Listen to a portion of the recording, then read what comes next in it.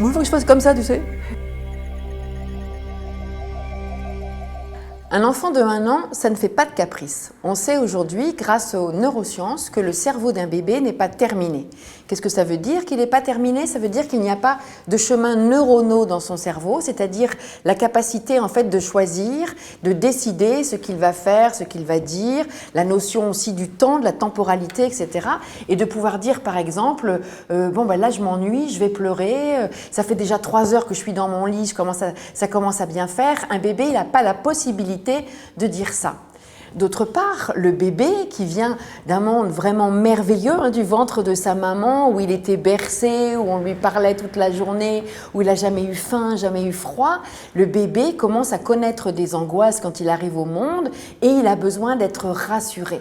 Il a besoin en fait de voir régulièrement ses parents, besoin d'être câliné, besoin en fait de comprendre qu'on est là pour lui. Alors bien sûr, comme le disaient nos grands-mères, à un moment donné, le bébé, il va arrêter de pleurer, on va le laisser pleurer, il va arrêter de pleurer. Et alors on va se dire, tu vois, il a compris.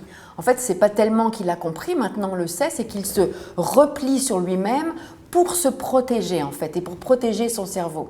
Alors certaines personnes me disent régulièrement « mais moi j'ai bien été élevée comme ça n'a jamais tué personne ».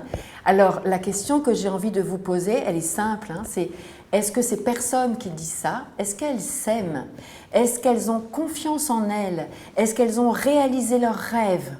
Est-ce que ce sont des personnes qui ont vraiment pris toute leur place et qui sont bien dans leur vie, qui sont heureuses dans leur vie? C'est ça en fait qui se construit quand l'enfant est tout petit, quand l'enfant pleure et qu'il demande à être rassuré.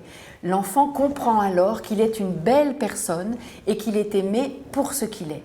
Alors si je vais jusqu'au bout de la question, où vous me disiez « il pleure toutes les nuits », à ce moment-là, ce que je vais vous dire, c'est consulter votre pédiatre, essayez de comprendre ce qui se passe pour comprendre pourquoi cet enfant pleure toutes les nuits.